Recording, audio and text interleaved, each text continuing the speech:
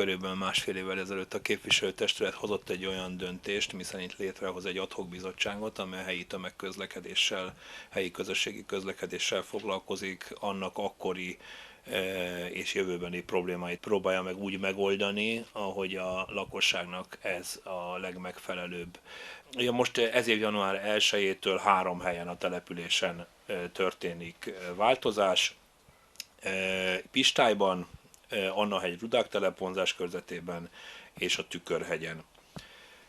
Pistályban annyi változás történik, hogy kicsit mélyebben egy úgynevezett irányvezényelt busz közlekedik, ami azt jelenti, hogy telefonon lehet értesíteni a buszsofőrt. Én úgy tudom, hogy ha erre nem is nagy, de van igény, a buszsofőr pedig Pistálya alsón végigmegy és felveszi azokat az utasokat, akik telefonon értesítették. Egyébként pedig fölöslegesen nem megy be, ez nyilvánvalóan szintén egy költséghatékony megoldás.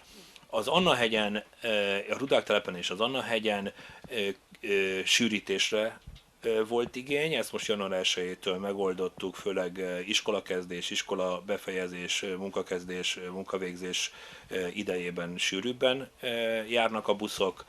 Ki fog alakulni, és kérjük el a lakókat, hogy ők maguk alakítsák ki egyébként, hogy hol vannak azok a csomópontok, ahol legkényelmesebben össze tudnak gyűlni, a buszt leintik, megáll, tovább megy, úgy gondolom, hogy a Tükörhegyen ez egy 3-4 hely elegendő lesz arra, hogy itt a busz megálljon és felvegye az utasokat. Szeretnénk ezzel könnyíteni az iskolába járást, a nyugdíjasok mozgását Törökbálinton. Azon még gondolkodunk, hogy hogyan lehetne megoldani, hogy minél közelebb kerüljenek a diákok az iskolához, és talán ne átszállással kerüljön mondjuk egy diák a Bálint Mártonba vagy az Imándiba. Megpróbáljuk megoldani. Azt hozzáteszem még, hogy ez a busz kísérleti jelleggel működik, meglátjuk, hogy milyen igény lesz rá. Mi úgy gondoljuk, hogy erre komoly igény lesz a Tükörhegyen. Tehát ami régen probléma volt, hogy hol alakítsunk ki buszmegállókat, ez ezzel így el is veszett. Már kapjuk a visszajelzéseket, nagyon örülnek neki, természetesen ez január 6-ától fog igazából belendülni, amikor meglátjuk iskolakezdésnél, hogy mekkora igény lesz erre. Egyetlen egy dolog volt még, ami felmerült már most, kaptam visszajelzést lakóktól, hogy este nem nagyon látszik a szembejövő buszról, hogy az most egy busz, vagy egy kenyérszállító kis busz. Megpróbálja az Omni cég megoldani azt, hogy minél hamarabb egy világító tábla messziről jelezze, hogy itt most a törökbálinti busz érkezik. Ez egy alacsony padlós autóbusz, véleményem szerint erre felszállni egy út széléről ugyanúgy meg lehet tenni, mint hogyha egy kiépített megálló lenne. Látjuk itt, hogy akár még egy mozgássérült is egészen könnyen fel tud szállni erre az autóbuszra. Reméljük, hogy ebből nem lesz semmiféle probléma. Ahol ezeket bevezették, semmilyen gond nem volt. Hogyha lett volna, akkor a BKK egyébként ebbe nem egyezik bele. BKK erre egyébként áldását adja az ilyen megoldásokra. Ameddig tudjuk, ameddig tulajdonképpen a költségvetésben mi ezt kezelni tudjuk, ezt a kérdést, addig ez a busz Törökbálinton működni fog. Mi azon leszünk természetesen, hogy ez mindig tudjon működni. Magának a közösségi közlekedésünknek a költsége a helyivel együtt az egy 200 millió forintos tétel egyébként Törökbálint költségvetésében. Meglátjuk, hogy meddig mennie kell természetesen, de azon leszünk, hogy ezek mi tudjanak működni. 2012 tavaszán Törökbálint város önkormányzata végzett egy mindenre kiterjedő utasszámlálást a városban. Ebben szerepeltek a BKK járatai, volánbusz járatai, illetve a helyi járatok is. És az utasszámlálások eredményeképpen már tavaly folyamán jelentősen módosultak a BKK járatok menetrendjei. Ennek köszönhetően közlekedik egész nap a 172-es autóbusz, jelentősen kibővített üzemidővel, illetve hangolás történt a 272-es buszvonalán is, illetve az iskolások számára a 140-es buszt is kedvezőbbé tettük. Az, hogy a helyi járatok idén január 1-től módosultak jelentősen, ez ennek a folyamatnak a második lépcsője, aminek az volt a célja, hogy a Rudák telepen élőknek ne kelljen 2 darab bérletet vásárolniuk. Eddig ugyanis, akik iskolába jártak, a helyi járat biztosított színvonalasabb közlekedési lehetőséget, azonban ugye a helyi járatnak sokkal rövidebb volt az üzemideje, ritkábban közlekedett, így mikor valaki akkor szeretett volna közlekedni, amikor nem járt éppen a helyi járat, akkor hiába vett helyi járatra bérletet, vonaljegyet kellett vásárolnia a Volánbusz járatán, vagy eleve 2 darab bérletet vásárolt, tehát ezzel végül is olcsóbbá tettük az utasoknak a közlekedést. Ezen kívül pedig a 755-ös és a helyi járatok Munkácsi Mihály utca Rudák telep közötti szakaszának összevonásával lehetőség nyílt arra, hogy a kihasználtabb időszakokban, tehát tanítási napokon délelőtt, illetve délután az eddigi 60 perces követés helyett 30 percenként közlekedjenek a buszok, illetve tanítási napokon reggeletől sűrűbben 15-20 percenként indulnak a buszok, ami szerintem egy jelentős fejlesztésnek tekinthető.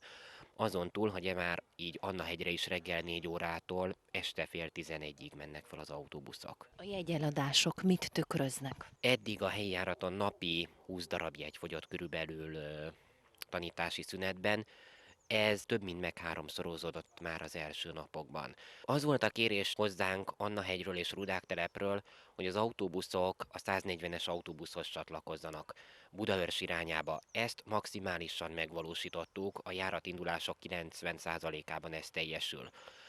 Természetesen ilyen nagy változás után mindig előfordulhat az, hogy egy pár hónap múlva a kisebb hangolások szükségesek lesznek. Azt tudom mondani, hogy április 1-én átadják a 4-es metrót, ehhez kapcsolódva jelentősen átalakulnak a BKK-s járatok menetrendjei is. Ezt kihasználva meg fogjuk tenni a kisebb finom hangolásokat az utas észrevételek alapján a helyi járat tekintetében is. Jegyeladások tekintetében megállapítható, hogy az emberek döntő többségének az új menetrend sokkal jobb lett, mint a régi.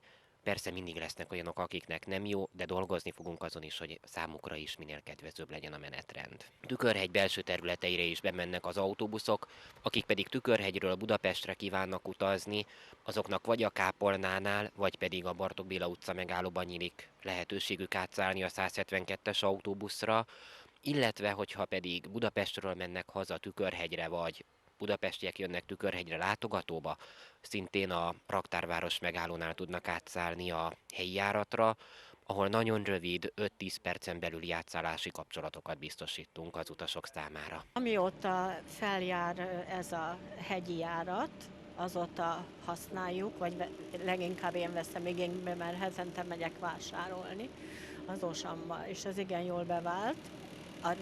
Ezt most tanulni kell, az új menetrendet. A régit azt már tudtuk, belőttük, hogy melyikkel jövünk le, melyik éri el a 140-est, melyik jön visszafelé.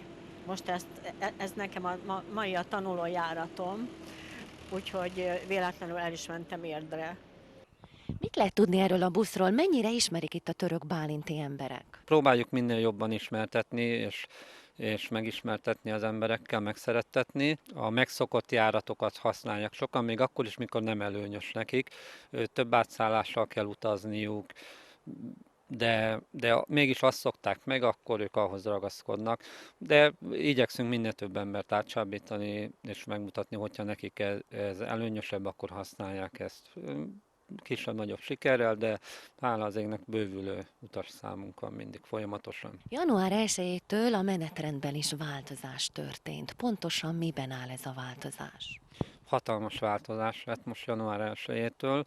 Ugye az eddigi egy vonalunk, ami lefedett egy hatalmas területet Törökbálinton, ez most még plusz területekkel nőtt, például a Tükörhegyi résszel, ahova eddig nem mentünk be, most oda is bejár az autóbusz, illetve a Pistrái szakaszon is voltak bővítések, és ez indokolta azt, hogy ketté választjuk most már a vonalat, tehát van egy egyes vonalcsalád, és van egy kettes vonal, így tudtuk azt megoldani, hogy ne kelljen az embereknek körbeutazni nagy területen, hanem minél hamarabb elérjék az úti céljukat. 125 forint egy menetjegy, ami úgy gondolom, hogy elég kedvező ár.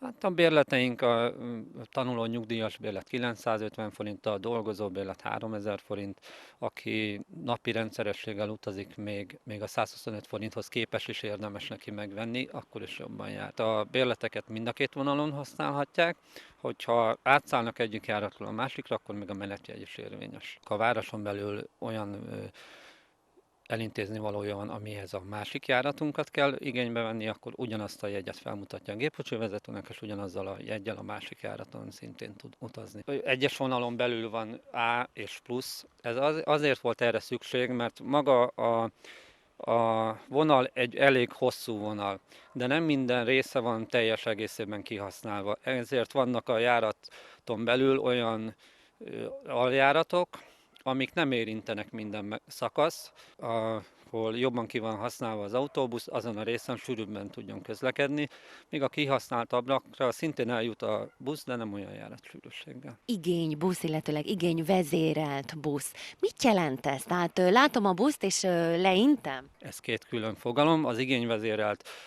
azt jelenti, hogy arra a szakaszra csak abban az esetben megy ki az autóbusz, hogyha erre igény van. Ez nagyon, nagyon fontos. A gyakorlatban nem is gondolnánk, hogy ez mekkora előnyt jelent, hiszen arra a területre megvan a lehetőség, hogy utazzanak az utasok, hogyha szeretnének.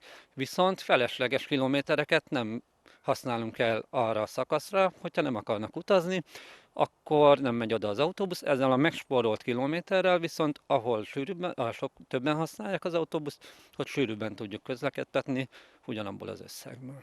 Az iránybusz jelleg az azt jelenti, hogy ott egy szakaszon, egy irányon jár az autóbusz, de nincsenek kihelyezett megállók, mivel az igényt sem tudtuk még igazán felmérni, hogy hol lenne az, ahonnan utaznának. Átmegy az autóbusz a szakaszon, és ahol éppen az utas van, ott jelzi, hogy ő fel szeretne szállni az autóbuszvezetőnek egy egyértelmű intéssel.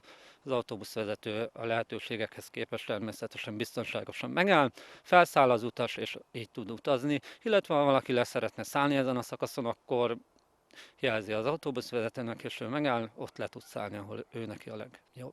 A tájékoztatóban láttunk egy telefonszámot, egy 30-as telefonszámot.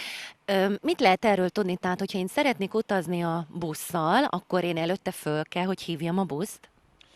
Ez csak az igényvezérelt szakaszon van, ezért találtuk ki ezt a telefonszámot, ezért jött létre, hogy ez az autóbuszon van ez a telefonszám, de ezt nem csak erre lehet használni, ezen kívül bármilyen tájékoztatást a menetrenddel kapcsolatosan most már rendszeresen hívnak róla utasok, hogy mikor jön az autóbusz, bármilyen menetrenddel kapcsolatos információt megtudnak ezen a telefonszámon, de egyébként igen, alapvetően az igényvezéreltség miatt ezen a telefonszámon lehet megrendelni a busz, úgymond. Aki üzemben van, ugye ő használja a telefont.